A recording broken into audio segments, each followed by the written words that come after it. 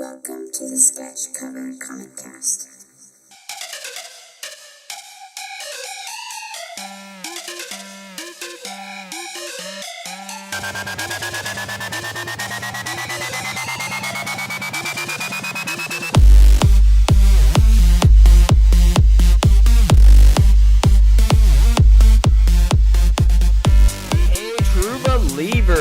Welcome to the Sketch Cover Comic Cast, coming to you with a special episode.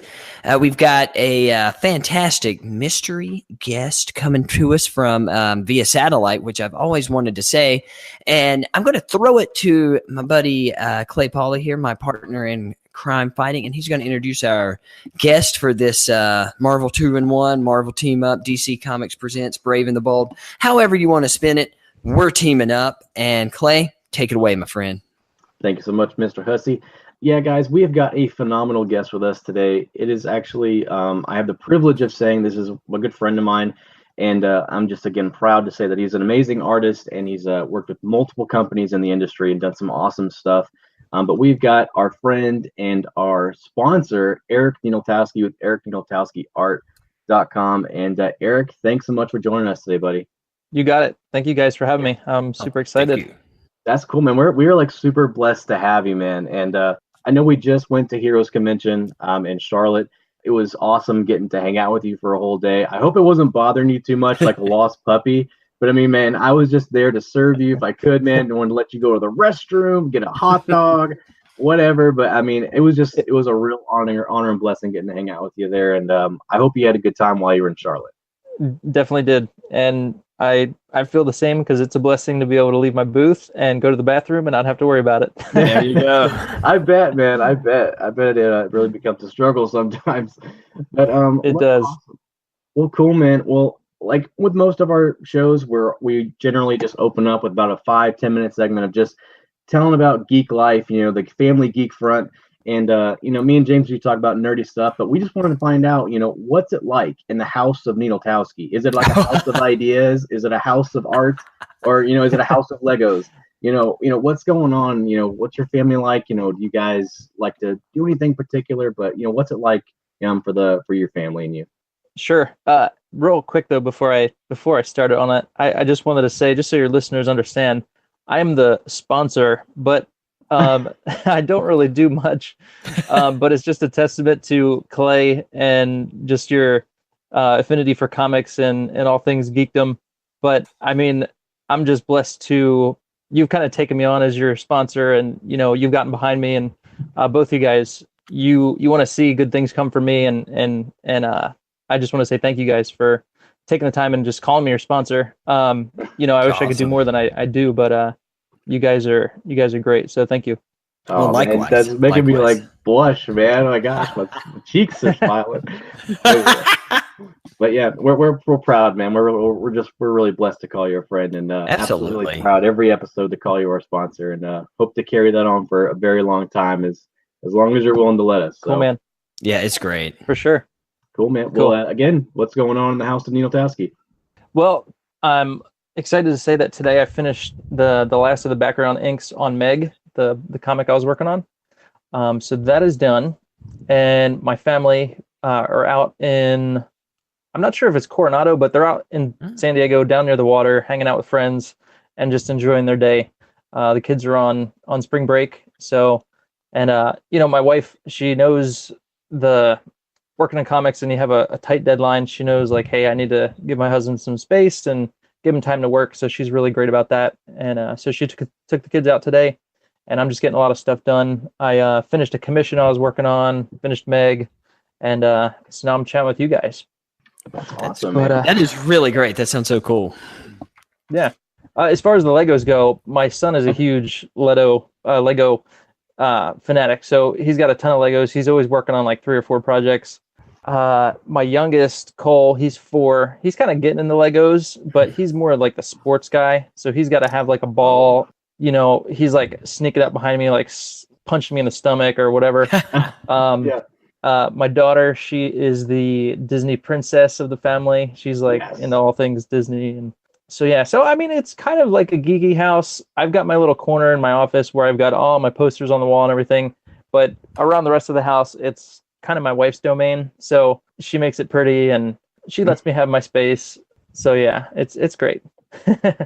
That's awesome. James, James, like just to bring both of us into this, like, don't you have a man cave as well? Like you have like a corner? I do. It's actually, I don't know. It's become kind of a work in progress because we got over the winter, we got some gas logs put in, and I had to move my bookshelves out into like the sunroom workout room, and they're there now, and it's like a massive project. I'm going to get them back in, and that was one of the cool things, honestly, to tie it back into Comic-Con, is buying some prints and stuff to put in the man cave to make it look awesome. I think it's the Bat Cave now. I'm working on getting like a pole that slides down from Jimmy's room to like go in there, and like a Shakespeare bust to press a button. You know what I'm saying? Right. But like it's kind of we're going to say that Bane came in and destroyed it for right now, and we're trying to put it back together, you know, better than it was before. But yeah, I definitely have one, and Clay has a pretty awesome one as well. Well, we just moved. We were in Charlotte, so I mean, Heroes Con was like my home for a long time, but then we moved back to my hometown in Winston-Salem, North Carolina, and my only rule about where we moved was like, I just need one small room. I don't care if it's a closet, if it's a basement.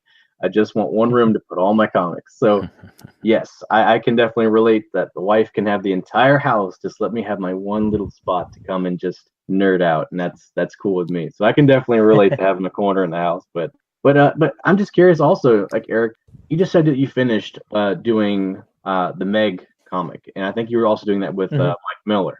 In the midst of all of your work, I mean, do you have any time to actually like read or enjoy comics, or I mean, is it just like you've got so much on your plate that just comics I gotta kind of take a backseat?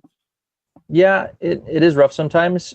The reading and that kind of stuff kind of takes a backseat to the work sometimes, and so I kind of got to fit it in when I can. So a lot of times I'll have some comics that I want to read next to my, on my nightstand next to the bed. So, when it's late at night and we're just hanging out in bed and my wife's reading a book, I could just pull out a comic and get some reading done. But yeah, it does get kind of difficult. But I do make my trips to the comic shop every month, at least once a month, and pick up my stuff. So I do have a pull list and all that. So I make sure I keep up on it, but the reading is the hard part. Seconded. I know Clay and I've had a couple of discussions about like, well, what are you reading now? Well, I've got this, but I haven't had time to crack it open yet. Like stuff that just sits on your shelf. I kind of have like my go-to, like especially, after I put Jimmy to bed, we're just kind of like relaxing kind of thing. I kind of have, I guess I'll call it comfort comics, like, the Find Your Joy thing. Do you have any of those? Like mine at this point is Silver Age, like Batman, a little bit of Mark Waid's run on Daredevil. It's just something to kind of like unwind and, have a good time with. Do you have any like favorite era or comfort comics like that? Yeah, probably the 90s. Like when Image started, I have my trades of a lot of the early 90s Image comics. So usually, like if I just want to kind of, leisurely read through something that I've already read, I'll grab one of those for sure. That's fun. That's really cool. Yeah. And just out of curiosity, I know you said that you just like you have a lot of the 90s Image stuff. So I'm imagining maybe that's when you kind of broke into comics as far as like as a fan. But do you remember what your very first comic was? Gosh. Well, so the first time I actually saw a comic book was in elementary school at like lunchtime. Kids that eventually became my friends. They were just sitting there reading these books, and I was like, "Oh, cool! What is this?" And they're kind of doodling and sketching out on the table from the comics, and that's like what caught my eye. And I went over and I was like, "Hey, can I join you?" And basically, this whole new world opened, and so I started reading the comics they had, and I have no clue what it was, but I remember pretty sure it had Wolverine in it, and that was it was pretty much it. Probably did, yes. Right. Yeah, so that was it. That was what got me hooked. As far as recollecting like a specific comic, I remember a girl who was kind of interested in me. She knew I liked comics, so what a way to get to the guy's heart than give him some comic books. And she gave me, I think it was like Wolverine 65, and it was like Mark Texiera did Wolverine, and he kind of had his face in his palm, and he was kind of looking down, and the whole rest of the cover was white, and it had Psylocke it had Jean Grey and Cyclops in the background. and it was just like, what an awesome cover. And I still remember that comic. Yep. And so I remember that one specifically, and then like Cable #1, the one that John Romita Jr. did, when it was like the 2-issue comic of Cable, and on the inside front cover it was like this huge image that stretched to the back cover, and it was like just Cable standing there like armed to the teeth with these huge guns. And I remember drawing that in art class one time, and I think I still have that sitting around somewhere. But so that's 2 comics I could definitely remember reading and having from that time. Nice. That's awesome. One thing, because you talked about the guy sketching, and I know, like now you are an artist. What would be, I don't know, your first character that you drew? And are there any specific like comic artists that are influences on your own work? Man, I'm trying to remember what I was drawing. It's like so hard. But with the group of friends that I had, I remember like we were trying, we were drawing stuff, but then it was like it became, all right, well, let's create our own characters and let's try and create our own stories. And it was like, all right, we're gonna make our own comic book company someday, and we're gonna have our own, universe. And so that was kind of like, kind of got the dream going, and got me interested in comics. And so yeah, I kept drawing from there, and then Image Comics came out, and that was like, I remember going to the comic book shop, and I remember seeing Deathblow #1 on the shelves, and like the Wildcats #1, probably Youngblood too, and just like those covers just caught my eye, and it was like I was hooked. And so from then on, I was just buying like every single Image comic that came out. I, probably didn't read half of them, but I just like had to have them. So it was so new. But as far as like artists that caught my eye and were a big influence, definitely Jim Lee. Nice. His work was just, gosh, I don't know how to describe it at the time, but it was just so different and so new and just so 3-dimensional. It just popped off the page. So, and still to today, I mean, I love all the stuff that he does. His style has changed a little bit, but back in the 90s, that was definitely like his like best work in my opinion. So that definitely hooked me. Mark Silvestri, J. Scott Campbell, those guys were all a big influence early on for sure. You're making me want to crack open my long box with my Gen 13 and like my X-Men and stuff, like with Jim Lee. Like, yeah, check that stuff out again. That would be awesome. That's so cool. And I know you were talking about like Jim Lee's art style, and J. Scott Campbell and all those other relatively legendary artists of our time and generation. And I want to get back to the fact of actually you actually have your own style, and I mean, like, there are things that influence your style in a lot of ways. But I also want to bring up, what's a project for you that you would really love to do? I mean, and by that I don't mean to be so broad, but I mean, would you love to really do like a Marvel character or a DC character, or would you really love the opportunity to do something that's create our own? Like, what's your dream project? I think probably creator owned. As much as I would love to work on like Batman or X-Men, that'd be like, it would be a dream job, but to have something that's my own, and then to have people that enjoy it and want to read it and pick it up and buy it is like, that's a whole nother level of cool. Absolutely. Yeah. Because then it's like, you take ownership of it, it's yours, and there's nothing out there like it. So I do have, a bunch of stories that I've created and that are, works in progress, but I mean, to do those one day, I mean, that'd be super cool. I was just thinking about like what you said about, like your artwork and like your influences and stuff. And I really, going back to the man cave, I have like one of your prints with the Justice League, and I got 2, which it's awesome. I got 2 of them, one for my son and one for me. And tell you the truth, today when he got up from his nap, we were playing in the Batcave, and he has that picture, and he was wearing his Batman costume, and he's like, "Let me tell you something, Robin. This is a great picture because it's you and me," and like it was really cool for that. So I just want to give you that That's shout awesome. out. Are there any today? I don't know, moving in any artist or I don't know storylines today that like you think, hey, this guy is really really good. There's some really good artwork.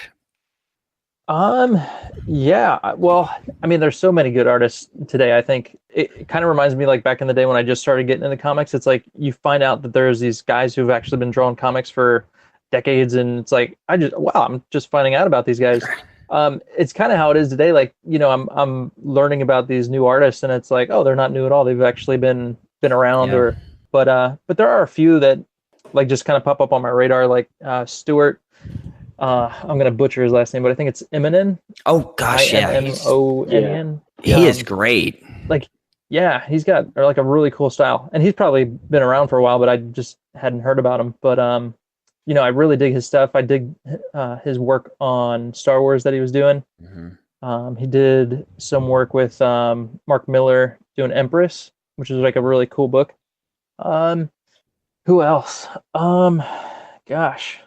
It's funny because I'm looking at my computer screen right now, and I have like the screensaver is like just a bunch of artists artwork floating across my screen, but mostly it's Jim Lee, but there's like Joe Matt on there and other people. Koi Pham is one. He worked on Cyberforce. I'm not sure what he did before that, but cool. I have a bunch of his like just quick sketches, like commissions and stuff, and it's like real quick, but it's like really cool, But gosh, yeah, there's a whole bunch of them, and of course I can't think of one right now, but Stewart's one of them, and then yeah. That's cool. That's really awesome. And yeah. I know you said like, well, here's just like a super fun question that I think anybody like enjoys being asked, but also you love asking the question. But like, who is your favorite superhero? I mean, I know there's like an infinite amount, but I mean, you as a comic artist almost have like a different take. So maybe rephrase this just a little bit. Like, who is your favorite character, like as a whole? But then who also is your favorite character maybe to draw? Like, who do you Nice. I was gonna follow that. Yeah. Gotcha. Like off the top of my head, I like want to say Wolverine because he's just classic. Close to Wolverine is going to be Grifter from the Wildcats. So because he's kind of a different character. He's got guns. He's got kind of a different kind of costume. He's got the red gloves and his original costume in the trench coat. And I just Jim Lee's characters that he created with the mask. He created Maverick, I believe, during his X-Men days, and then he did Grifter. And I thought it was like a cool kind of different take on a similar kind of character. He's got the guns and just like speaks his mind, that cool bravado kind of character. But he's kind of been one that I've always enjoyed, and then he's also fun to draw. So yeah, he'd probably, if I want to steer clear of the Wolverine, I don't want to do the typical kind of character, but I'd say Grifter. That's awesome. Man, I love that you actually said Grifter. I mean, like, it's almost like one of those telltales that like you actually read comics because so many people you say, who's your favorite hero? Batman. Like, oh, you like the movies. You just watch it. I know it's a little bit judgmental, but at the same time, when you hear someone say like some obscure character, like that literally like no one was reading like Wildcats for like a decade, you're like, oh, my favorite's Grifter. Yeah. Like, oh, that's awesome. That is very awesome. God, Grifter's cool. And they've changed his outfit a little bit over the years, and I still prefer the original. I think that was really cool.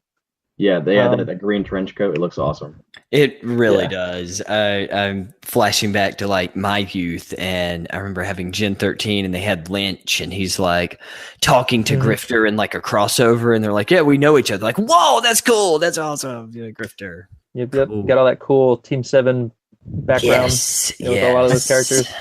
Oh my gosh. Yeah, I'm definitely digging through my back issue bins tonight. Yes. So, like, my big question, one, and I don't know if it's going to change gears too much, but when did you start like breaking into the industry? Like, what was your, okay, I'm going to do this? Because, I've always thought like, and you mentioned it too, like growing up, you're like, we're going to start our own comic book company. We're going to be in comics. When did you do that? And when did you go? It's kind of a long kind of story. I mean, a lot of things happened. I did go to art school, but the weird thing is it was like an art school, like fine art, photography, a little bit of everything. So, it was kind of a detour, you know what I mean? Okay, I lived in New Jersey, and I didn't know that there was a school in Northern Jersey called Joe Kubert School of Cartooning at the time. And had I known that would have been like the first place I went, but I didn't know about it. So after high school, I graduated, and it's like, all right, I want to pursue art. And my art teacher and my parents, they all saw some talent there, and I knew I wanted to do that. So it was like, okay. they're cool with me going to art school. And flash forward a few years, when I moved to California after I met my wife, we met in Bible college, and then she was from California. So here I am, I'm from New Jersey. I meet my wife at Bible college in Boston, and then we end up getting, engaged, and then we moved to California where she's from. There I met Mike Miller, Brett Berner, who were at Lamppost Publications, and they were just starting Alias Comics. And so I go into there, and I'm like, I want to do comics. So I show my portfolio, and, they're like, cool. And, it took a while because Mike, who's been in the industry for a long time, Mike Miller, he saw some talent there, but he knew I needed some work. So it took a little bit, maybe a year-ish. And then once that period was over, then they were doing Hand of the Morning Star, which, Clay, that's where you first found out about me. But I worked on that. So, and that was like maybe a 2-year kind of project that I worked on. And that was like my first published work. But there's a lot more stuff I could say about it. But I mean, that's the short end of it. Very nice. And if anyone listening is curious, on how basically we got to know Eric, it did happen through me, but it was ultimately what, I've always imagined artists as like these unreachable people that were like, you never get to see who actually draws the book. I never envisioned artists were actually reachable, but how I found out about Eric was ultimately, I had graduated Bible school, got married, and there was just this season where the Lord was really speaking to me. And basically I just found this book called Hand of the Morning Star, which Eric just mentioned. And I just was really praying. I was like, man, I just want to start like a company, like a really awesome comic company that's family friendly, that's safe for anyone, but also can be allegorical and share some of like the values of faith that I carry as a Christian. And so I just popped it open, looked at who wrote the book, said Eric Ninaltowski, and I just found his email and I emailed him. And literally that's how me and Eric got connected. And just from then on, I've just tried to stay in touch, and we've got to meet at a few conventions and hope to meet at many more. But I mean, if anyone's ever curious how we got to know Eric, that's ultimately the very simple and concise story. And it's been awesome ever since. That is true. I concur. It's been awesome. I concur, Doctor. Do you concur? I concur, yes. Awesome. I should have concurred, yes. Very cool. Well, I think that's probably a really good transitional point where let's go ahead and jump into a segment or not a segment, but just a part of the broadcast where I wanted to touch on Eric, because I know it's really close to your heart, close to my heart, and James agrees that, Eric, I think, we've talked, and you are an unapologetic Christian comic book artist. I think that you always put Christian before comic artist. I think that really shows in a lot of your work, and in talking to you as a person, I can really tell that you're just a man of integrity, and I think that you do things for an audience of one, meaning I think that you really seek to honor the Lord in all that you do. I'm not saying I have to puff you up. I say that just as your brother and as your friend. Like, I really enjoy your company, and I think that you're an amazing man. And so I guess I want to ask, especially highlighted, your love for comics was born out of the 90s, which is the highest sexual, and violent era, of comics, arguably. The Attitude Era. How does that, kind of play into you as, being a Christian in a comic book industry? How do you weigh them both out? Like, navigate the waters. What's it like being a Christian in a comic book industry where, you kind of have to draw some things that, are questionable? Yeah, at times it's rough, but like you said, I do put Christian before everything I do, and a lot of times I'll just think of like, okay, I'm gonna be sitting at my drawing table, I'm gonna be drawing stuff, and if my son or my daughter walks in, like, am I comfortable? And ultimately, like, the Lord, like, hey, I can't be drawing half naked chicks or really sexualized women. Like, I don't want that in front of my kids. So that's kind of like one of the things. And my wife too, we're totally on the same page with that kind of thing. So, I know what the Lord expects, and I know modesty and what I would, be comfortable if my daughter was wearing this outfit from this character, how would I feel? Would I be comfortable with that? And that's a good measurement. But, a lot of the characters, especially from the 90s, like, it's just like, are you kidding me? Like, right. So I have turned down some different gigs, that come across the table that are like, hey, would you like to draw this? And it's like, well, let me take a look at it. What do you got? And then it's like, I read the script, or they send me pictures of what the character should look like. And it's like, just like pathetic. Like, are you serious? Like, so I got to turn those things down. But I mean, what makes it all worth it is the comics medium is able to reach so many people. And when I remember, reading comics for the first time as a kid, it's like I was a young, impressionable kid, and it was like I know how comics impacted me. And so I'm thinking like, okay, if I could use this medium or thinking back like, okay, I was reading comics and I think how much it affected me. And I think if I can be the person drawing them or writing them and using the comics medium for the Lord to impact kids in the same kind of way, I just, that's my ultimate goal. Like, how can I use this to reach people for the Lord? Plain and simple. That's awesome. Yeah, I like that a whole lot.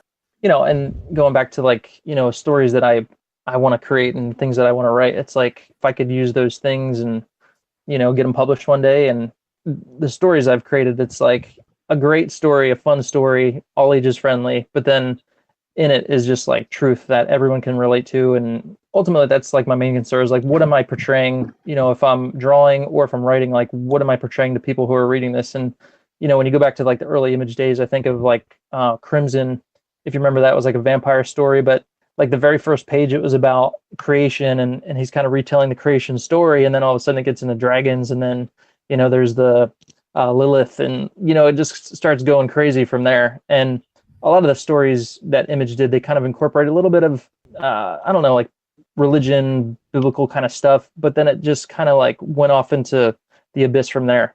And so, thinking about those stories, it's like, man, like if you could just steer that truthfully and like keep to the, keep to the text and use those kinds of things. I mean, I think it could be amazing.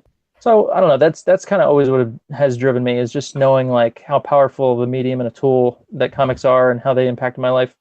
And then just, wanting to make comics that are true, biblically, but also, to my heart and, you guys as well, like, what's good.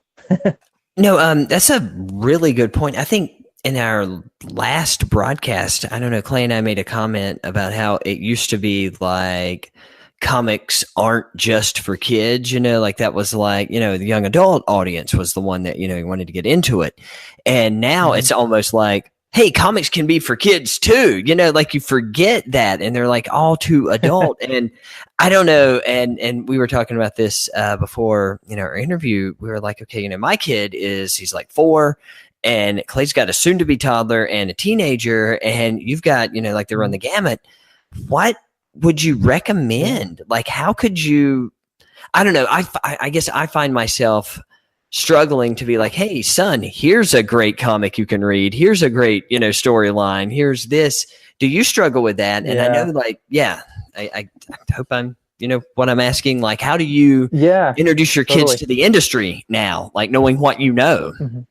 Yeah. You have to be really selective, and some that I've given to them have been like Star Wars. Mm-hmm. They're pretty, they could be sometimes a little maybe racy but I mean, for the most part, they're pretty good. And I always flip through them first. They're not like so into comics that it's like they're buying them themselves. So it makes it a lot easier right now. But, so I'll stick with Star Wars, or, we started reading as a family, The Hobbit, because that was it was a graphic novel, which I didn't even really know until I sat next to the artist at Dragon Con one year. And if I could even remember his name, I think I have it sitting around here somewhere. Where did it go? Anyway, I sat next to the artist and like, this guy drew The Hobbit and I love that book. So, we were kind of going through that as a family, and that was fun. So like, can't go wrong with classics. But it's definitely hard. And, the only thing I could say is I just have to kind of go through it first, just to make sure that they're okay. And if anyone is looking for another recommendation, and maybe I'm being biased, but End of the Morning Star is a really good 8-issue series, if I say so myself. I really enjoyed that series. I actually loved it so much. My wife and daughter, like they both read it also, and they were like, "Man, that was so good. I wish we had more stuff like this." So I think that was a very well done story, and I wish there was more comics kind of published like that. But that kind of leads into my next question, and that's, sure, Eric, in your opinion, again, you're kind of on like the front lines in a sense, as a Christian comic artist, it's, and again, I don't say this to be mean to anybody in the industry, But it seems like if someone's a Christian, they're almost afraid to say it now in the Christian comic industry or in the comic book industry in general. It's almost like if you come out as a conservative right now, it's like a death warrant for your career in one sense. So, I mean, I applaud you for coming, and being honest and just open and about, being a Christian and then in this industry. But just again, in your opinion, like as a Christian, how do you think other Christians should really try to pursue getting into comics? As far as is it contrary to their faith, I guess, in your opinion, to want to create stories that are maybe more allegorical as opposed to pure Bible stories? No, I think take for instance the Chronicles of Narnia or the Lord of the Rings. I mean, both of those stories were written by Christian men, and just the impact they've had, has been like tremendous. Chronicles of Narnia is a lot more faith-based, like where it's easy to relate to, and there's more of like there's the god-like figure Aslan, and so it's makes it a little easier to understand. But those kind of stories, I think, are great for kids and even young adults, because it's like you have a reference point, and it's like it's easy to relate to, and it's like, okay, I can get what's going on here. I understand. I mean, a lot of the stories I write are kind of like that too, where it's like you're immersing them in this whole new world, but then you have these characters and these things where it's like, oh, okay, yeah, I can see how that's like the savior figure, you know what I mean? Like, right. So if you can like bring it all back around to the overall arching story of our lives, it's like the battle between good and evil. We have a savior, we have our hero who saves us. I think that's powerful. Another thing I was thinking, when I went to art college, it was a secular school, and it was a 2-year school. And honestly, like after the end of 2 years, and I graduated like top of my class. So, I was a good student. I started a Bible study for kids to go to. And even at the end of that 2-year period, it was like, oh my goodness, like I had to rethink my life. Like, do I really want to do this? Do I really want to get into the secular realm of the arts, because it was like, right. it was hard at times. It was like, I'm surrounding myself with darkness kind of thing. Mm-hmm. And being a kind of young Christian, I remember thinking like, man, do I really want to do this? And so it was at that time that, I started thinking, well, maybe I should be a youth pastor. Right. So, and so that's what made me go to Bible college, and where I eventually met my wife. But, I went to Bible college thinking like, all right, Lord, I'm not quite sure if that's what I want to do. And, so I was kind of seeking him. And so I go to Bible college, and I tell you, every sermon, every chapel, every book that we read, it was like, you need to pursue this because the Lord needs salt and light in every area of life. You know what I mean? It doesn't matter. Oh, yeah. Well, I mean, I'm thinking, okay, well, I don't want to be a bartender, but Right. the Lord might be able to use bartenders. But you know what I'm saying? Like, I didn't. He was telling me like not to run from this. Like, he's given me a talent, and he could use me in it. And I remember reading a book called Roaring Lambs, and it was about just being a roaring lamb. Bob Reiner, he was in like the TV industry, and just talking about how it's crazy there, but it's like the Lord needs people in all these different realms, so he can bring the truth to them. So at the end of my 1 year at Bible college, I was like, all right, Lord, I'm going to do, what you want me to do. So I left Bible college. Luckily I met my wife there, and we did get married. But after I moved to San Diego, the Lamppost publication place I was talking about, they were literally blocks away from our house where we first lived in La Mesa in California.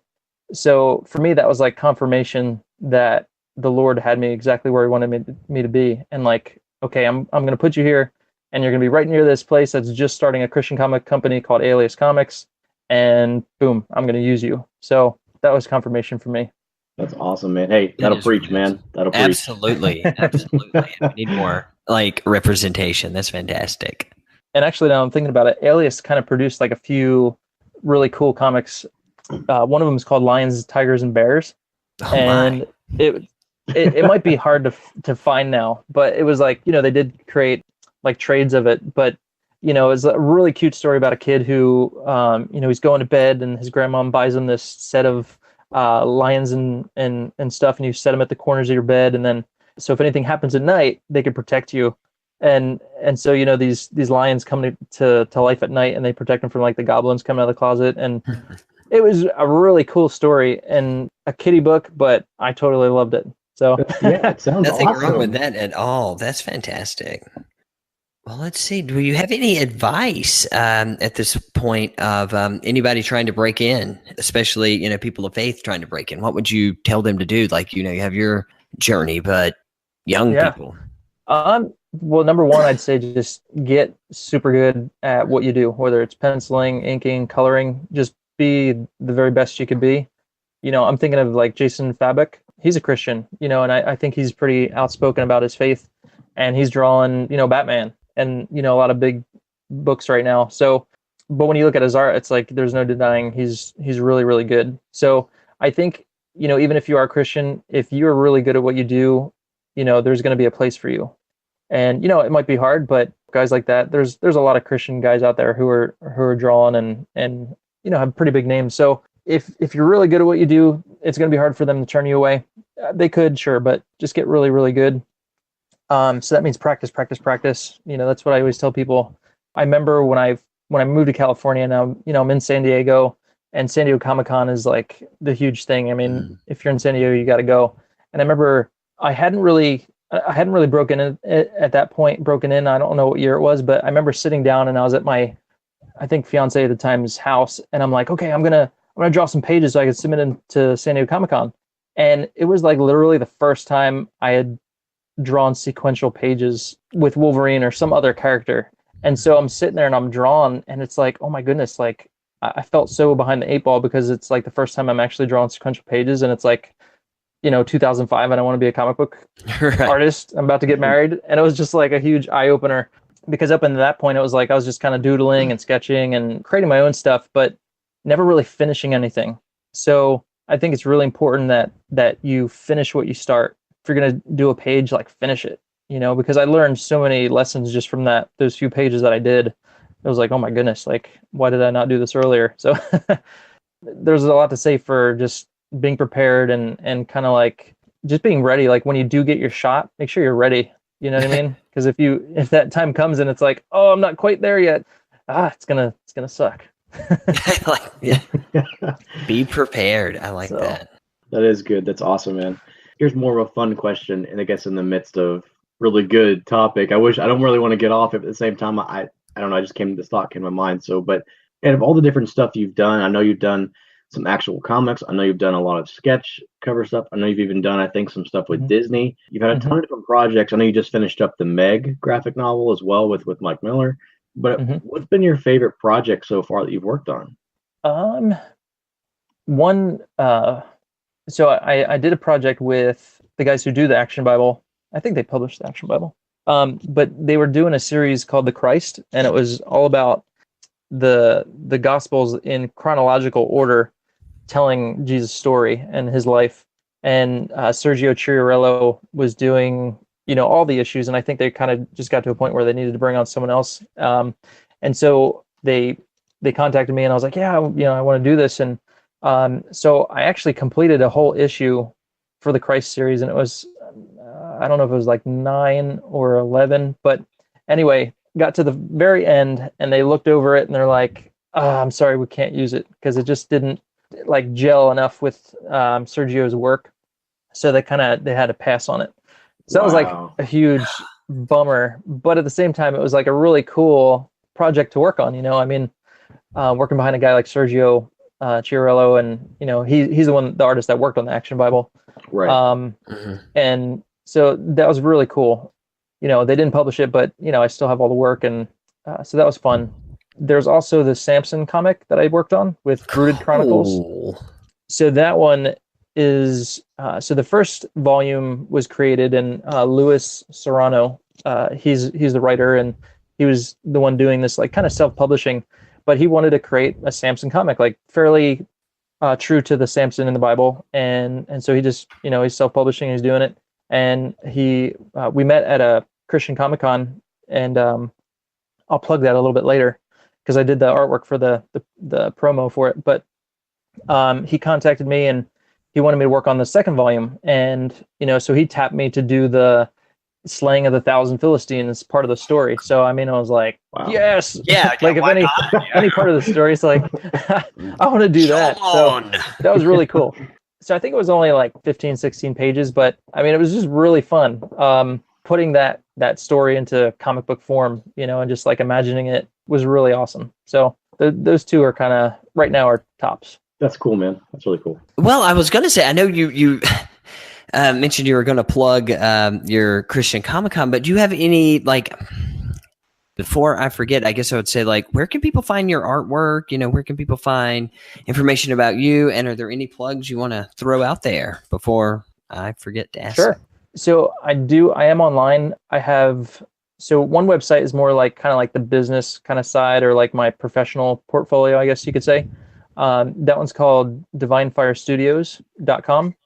So you can kind of go there and see like some of the work Clay was talking about that I did with Disney on the Mighty Med comic intro to that. So that's on there. And on that website, I kind of get a lot into what kind of goes on behind the scenes a little bit, like what I'm working on and little things like behind the scenes that might be cool for people. I also have a website called ericninaltowskiart.com. Ninaltowski is spelled Ninaltowski, because trust me, you're not going to know how to spell it if I don't tell you. Yeah, we may have missed spelling it this entire time, James. That's all good. It comes out. I've been thinking a lot lately, like, man, should I change that? Like, I need something that's just simple, like end. Exactly. Like call sign E&D. It looks so good. But yeah, so people can go on there, ericninaltowskiart.com, and there's links to my DeviantArt page, the Divine Fire Studio site. I used to have actually the Hand of the Morning Star. They were publishing the pages online, but I think it was maybe issues 1 to 3, so not like all of them. But I don't know if it's still on there, but it still might be working. You could check that out. What else? I'm on like Comic Art Fans is a website that I have some art posted on. There's comic art commissions, where if you want to commission me, I'm on there. But all those links are on the Eric Ninaltowski art website. And then as far as the Christian Comic Con, so Christian Comic Art Society is always at San Diego Comic Con, and I met them, hooked up with them. Ralph Miley, I think is his last name, or Smiley. I want to say Smiley, but that would be Ralph awesome. is a really cool guy, and it's called Alpha Omega Con. And I believe this year will be the 3rd year. They started that, and it's up in like near LA area. But this year it's going to be September 22nd. So if anybody's in the area or wants to check it out, it's you can go on alphaomegacon.com, I believe. But I did the promo art for that, and Samson's on there, and Nice. Michael Tempe from Hand of the Morning Star. Yeah. So that was kind of cool. So I just wanted to plug it because there's people just don't know about a lot of this stuff, when it comes to Christian comic arts, and they have Lego books. Well, it's like Bible stories told through like Lego stuff. It's amazing. That is I've seen really They had it last cool. year. Yeah. I would like to get something like that. That sounds awesome.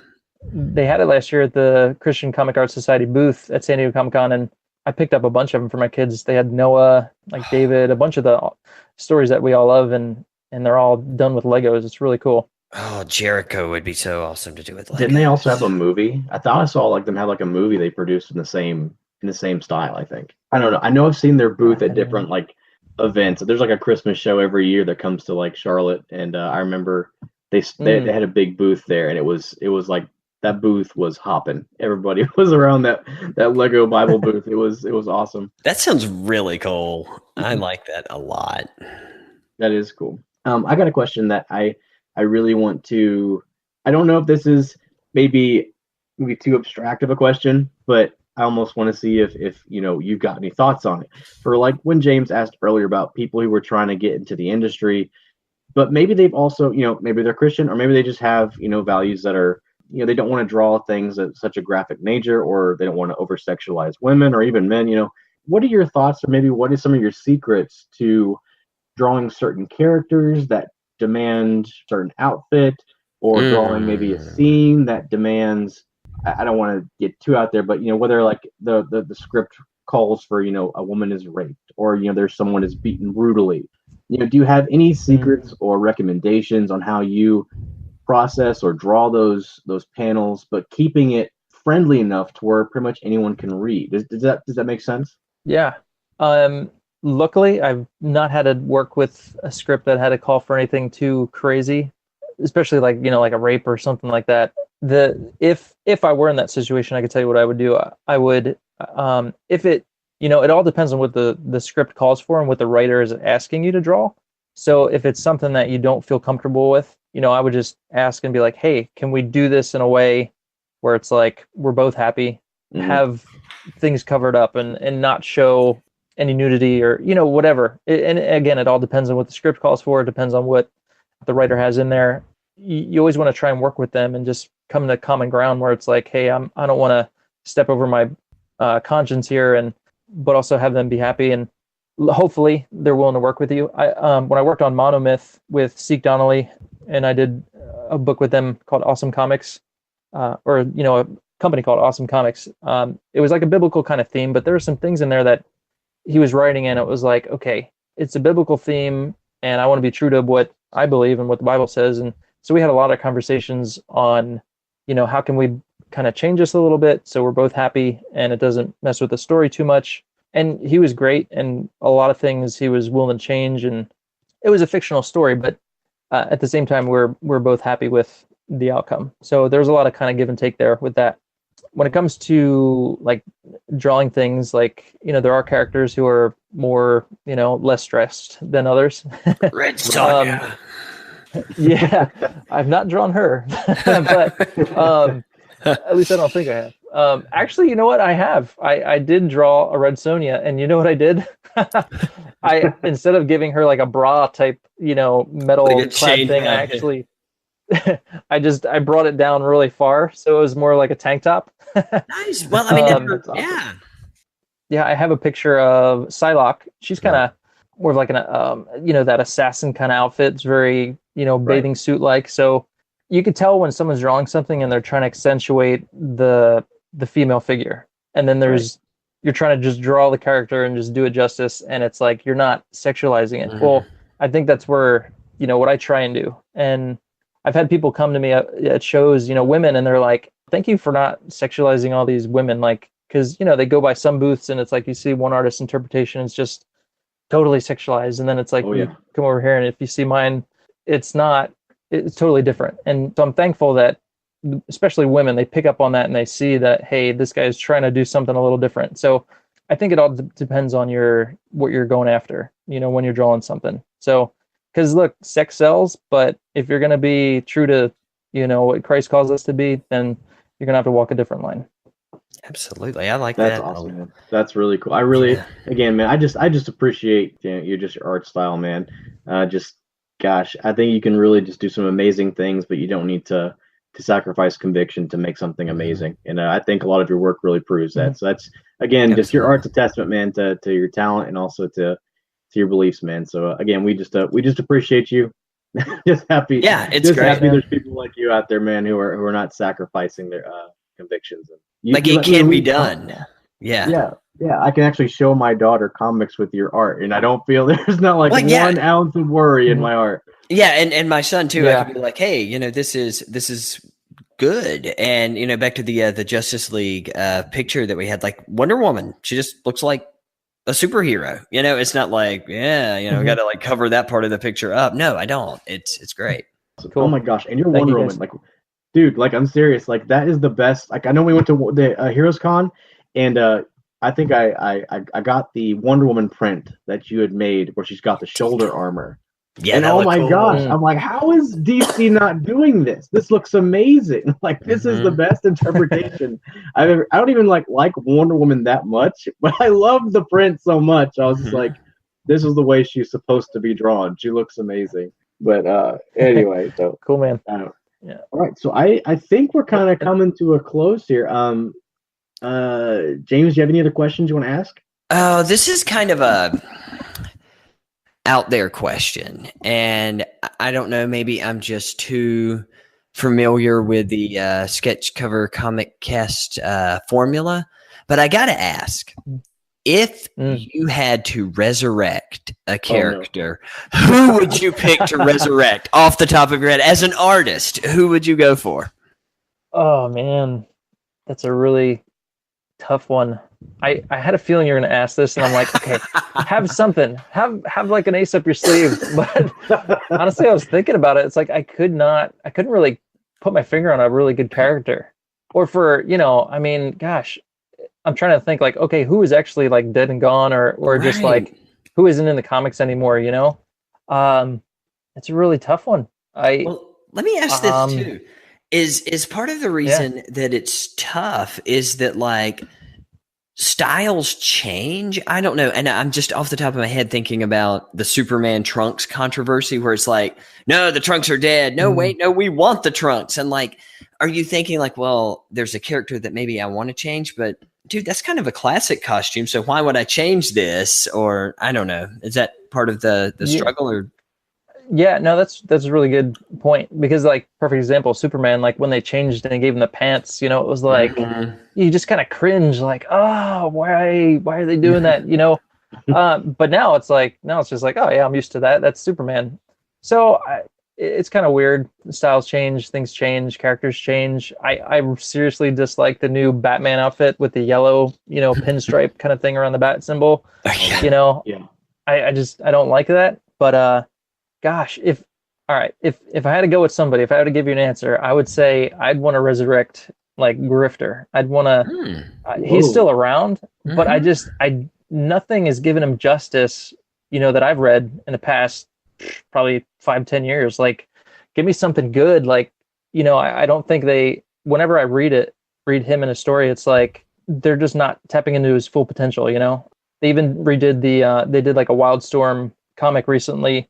And I couldn't even read it because it was like, who's the artist, you know, drawing this? It looks nothing like, you know, image worthy art. Is just like, I didn't like the art. And then you got Grifter in there and he's like one of the main characters, but it was like, I just could not get into it. So I'd want to do a comic with Grifter and just like resurrect his coolness because I think he's such an awesome character and there's so much you could do with him. So that'd have to be my pick.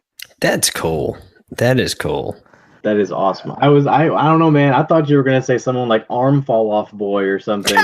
And I was like, man, let's just hear how you're gonna resurrect him, buddy. Like, but hey, man. Seriously though, we've already talked about it, and it's in the plans, it's in the works that we're gonna do a Weapon X episode of the Sketch Cover Comic Cast where Eric is gonna be a special guest, and we're all gonna look at that awesome series together. And absolutely, Eric, man, we might have to let you just pick who we're going to resurrect for that week. I think that's a good idea. And if you pick Arm Fall Off Boy, if you pick, you know, Matter Eater Lad, that's okay with us. We like that. So that's cool. All right, man. I'm down. I'm game. That sounds good, man. I like that. I like that a lot. That's cool. Very cool. Okay. No, I'm really excited to read the Weapon X series again and discuss it with you guys because I'm like shocked you haven't like heard about it or not heard about it but read it. Gosh. It's classic. I'm looking forward to this. Me and James talk about it all the time. There's just so much to read and catch up on. I don't know. Mm-hmm. Yeah, I've heard about it and I've just never had the chance to read it. Have you read it, James? No, I have not. And I was about to be like, look, you know, it was my first Comic-Con too, so I'm going to have to admit, no, I've never read Weapon X either. So like geek cards getting taken away. But no, I'm very much looking forward to it because like, and these are from, you know, Marvel Comics Presents. So there was like this really cool mystique about those because like, and not the mutant superhero, but like a really cool, like, I don't know. It was just really neat, like seeing these type of comics. I think my cousin had one, and one of my other friends had another copy of Marvel. And I think Wolverine was Patch in one of those, and then I had one. And it was just there were so many other stories. I can even remember like what the paper felt like looking at it. So it's going to be cool to actually own those. It was always like, man, if I could read. Was it kind of? Oh, go ahead. Was it like one of those things like with Marvel Comics? What if? Kind of things like, yeah, I don't have to buy that one today. Like you just kind of leave it. Well, yeah, it was sort of that. And two, I don't know, back in the day, you got your comics at Walden Books or like Walmart, and they were in like those like plastic bags where there were like 3 or 4. So to have those, that was kind of like a rare thing. And it was like, well, I'll never get a whole run of these. What would it be like if I did? So that's kind of part of it as well. So I'm looking forward to reading the whole thing. And it's Barry Windsor Smith, and that's some pretty cool artwork. I really like his stuff. Yeah. And me and Clay, when I got the comics for him at Heroes Con, I flipped it open and it was like, Barry Windsor Smith, art and story, and then it was like the letter, and that was the only two names, for the credits. It was like, so Barry Windsor Smith did everything. He did the art, the coloring, and the story. So I think that's just like, that's fantastic. As an artist, I'm like, all right, superhero status for Barry Windsor Smith. That's incredible. No kidding. And did you say he inked the whole thing as well? And like, oh my gosh, that's crazy. Yeah, that's crazy. He did all the art and story. Nuts. Yeah. And when you read this thing, you're going to be like mind blown. It's going to be awesome. Dang. Well, the bar has been set high.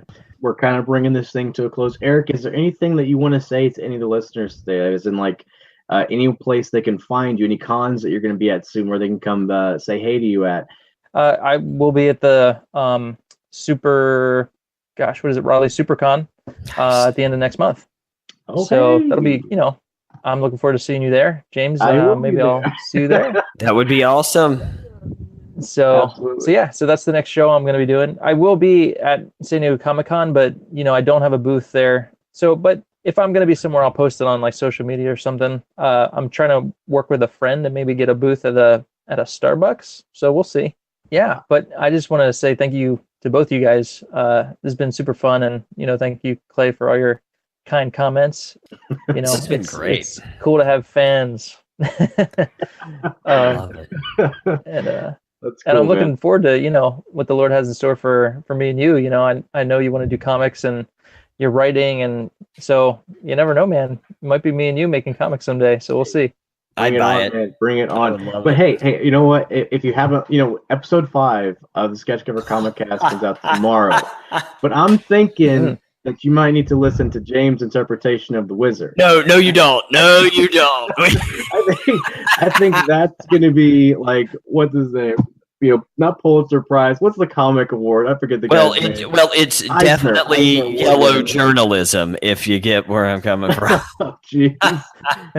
It's amazing. So you might have to tag with James in resurrecting the Wizard. Gosh. But no, Clay's is awesome. Like that whole thing. Like anyway, spoiler alert. It's great. Like Jeff Johns over here of the Resurrection is awesome. Okay, but yeah, man, I agree. It'd be seriously like dream come true being you got to do a project. But okay, well, definitely. Again, Eric, thanks so much, man, for being our guest and also our sponsor, man. It is our pleasure and our joy that we can call you our sponsor. And but guys, thanks again so much for listening in. This has been Eric Ninaltowski, your special guest. I'm Clay Pauly with James Hussey, and we will catch you guys in the next one. Take care, guys.